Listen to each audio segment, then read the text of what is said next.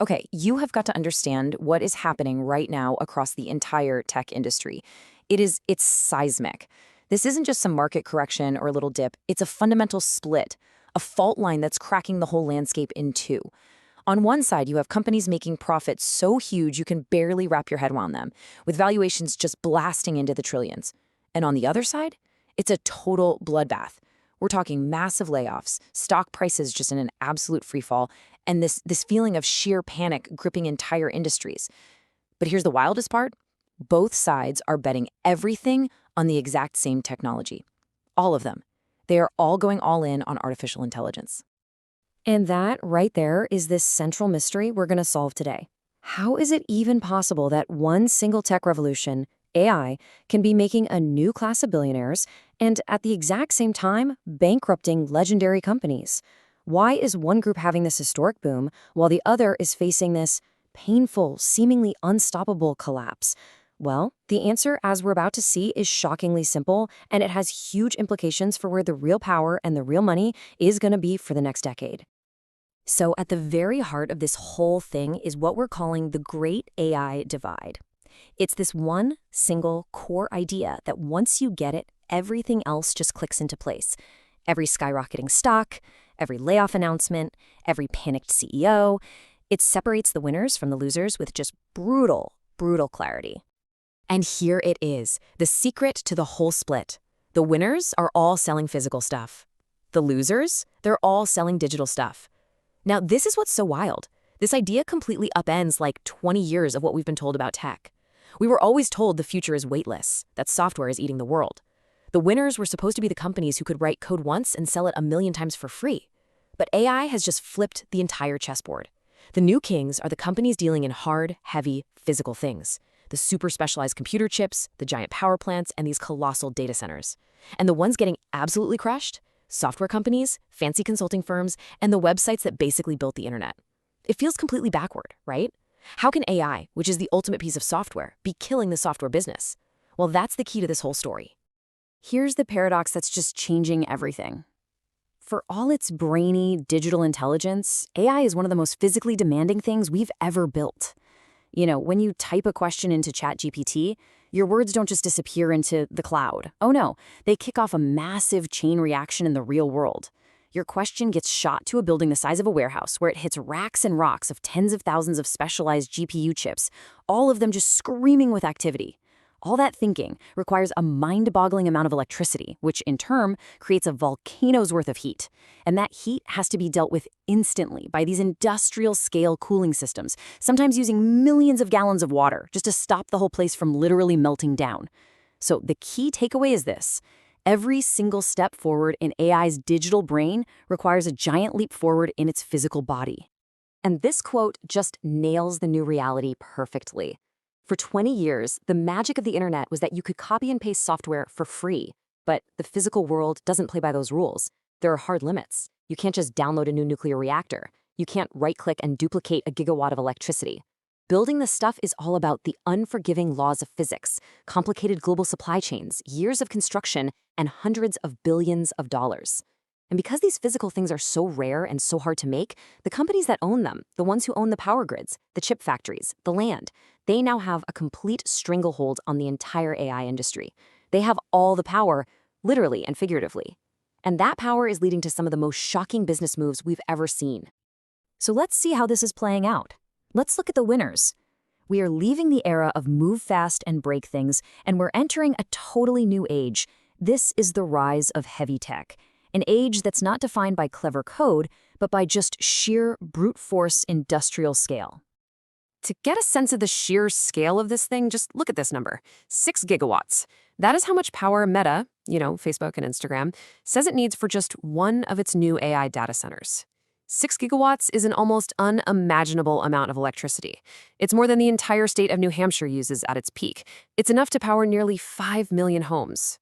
We're talking about a single building that's going to suck up the energy of a major American city, all just to run AI. You can't just plug that into the wall. So, facing this insane energy crisis, what did Mark Zuckerberg do? He basically pivoted his social media company into an energy company. It's wild.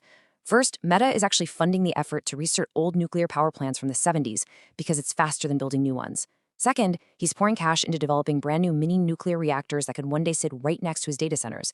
And third, he's now directly partnering with TerraPower, that's Bill Gates' nuclear reactor company, to build the power plants of the future. Just think about that.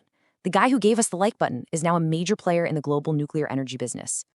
And if you think that's just some Zuckerberg eccentricity, think again. To show you how serious this is, Microsoft just signed a huge deal to buy power from a newly restarted nuclear facility. And which one was it? 3 Mile Island. Yes, that, 3 Mile Island, the site of the most infamous nuclear accident in American history. A place that was a symbol of technological fear for 50 years is being brought back from the dead for one reason and one reason only: to feed the bottomless appetite of Microsoft's AI. When tech companies are resurrecting notorious nuclear sites, you know the world has completely changed. This is the new math on Wall Street, and it is brutally simple. It doesn't matter how smart your AI model is. It doesn't matter if it can cure cancer or write a masterpiece. If you can't get enough electricity to turn it on, it's a useless pile of code. Power is the ultimate bottleneck, and that's exactly why stocks for these previously kind of boring utility companies like Constellation Energy, which owns a ton of nuclear plants, have suddenly become the hottest thing on the market.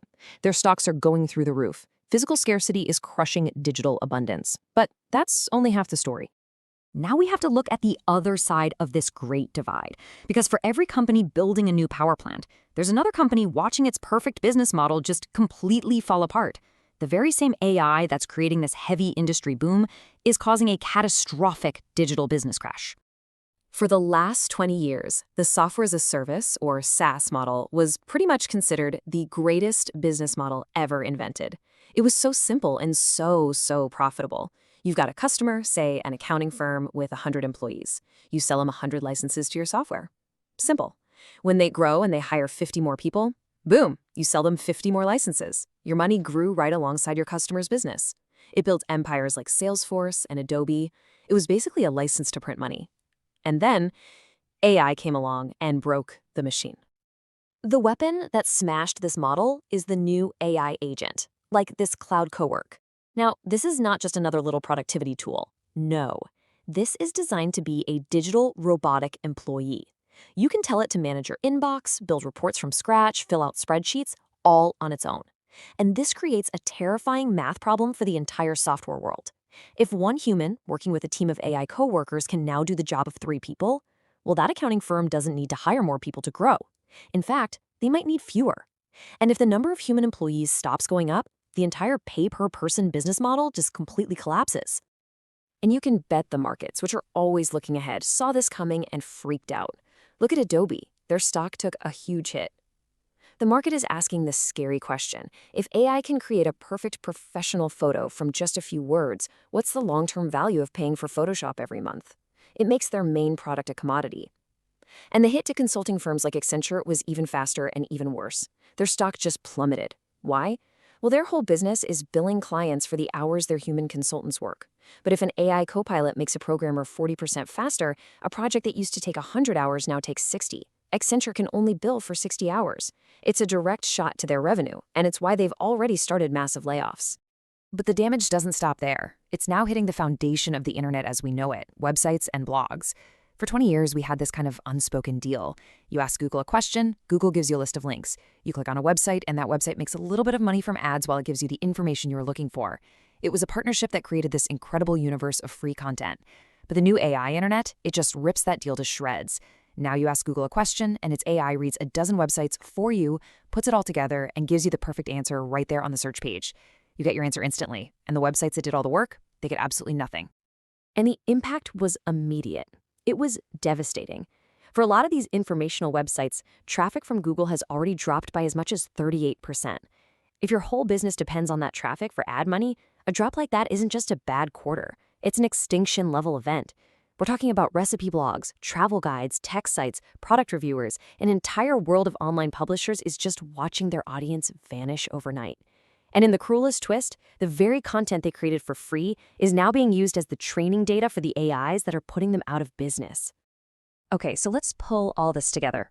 We've seen the two sides of this new world: the explosion in value in the physical, heavy tech side of things, power, silicon, and the implosion of value in the digital world of software and content. This isn't just a story about big companies. This pattern has direct consequences for your money, your career, and your business. So let's break down what this all means for you. So it really is this simple when you lay it out on a scorecard like this. The pattern is just undeniable. The winners are all providing the essential physical things AI needs. You've got NVIDIA with a near monopoly on AI chips, becoming one of the most valuable companies on Earth. TSCMC, who actually makes those chips, is booming. Constellation Energy, owning the nuclear plants, and Vertiv, building the cooling systems. Their stocks have just gone vertical. And the losers are all on the digital side, where AI is just creating too much of everything. Salesforce and Adobe are fighting to save their business model. Accenture is trying to figure out how to sell advice when AI gives it away. And digital publishers are just watching their whole world get eaten. And this, right here, this is the new fundamental law of the AI economy. If your business sells something, a product or a service, that AI can make easier, faster, or cheaper to create, you are in serious trouble. See, AI is a machine that creates infinite digital supply. It makes creating images, writing code, building reports, and answering questions pretty much free. And in economics, when the supply of something becomes infinite, its price collapses towards zero. The real value isn't in what AI creates. The value is in what AI needs to exist, the rare, physical things it consumes. So, how do you play this? First, with investing, you need to think like you're in a gold rush. The real, lasting money wasn't made by the guys panning for gold. It was made by the people selling the picks and shovels. In this AI gold rush, the picks and shovels are the chips, the power, the cooling systems, and the data centers. Second, for your career, you have to ask a really tough, honest question. Is AI a tool that makes me better at my job, or is it a tool that could one day do my job? You have to focus on the skills AI can't copy: real strategy, leadership, human connection. And finally, if you run a business, you have to get ready for your whole cost structure to flip upside down. Your bills for the raw stuff, electricity, computing power, they're going to go up a lot. And your budget for software, that should be going down. So here's the bottom line. The easy era of weightless tech is over. For years, we talked about the cloud, like it was this magical thing floating up in the sky. It never was. The cloud has always been a real, physical place, a giant, humming, power-guzzling building somewhere in Ohio or Virginia, plugged into a power grid and cooled by a river. AI has just made that physical reality so massive that we can't pretend it's not there anymore. The future of technology is not lightweight and frictionless. It is incredibly, massively, and foundationally heavy. Welcome to the age of heavy tech. And now you know exactly which side of the divide is winning.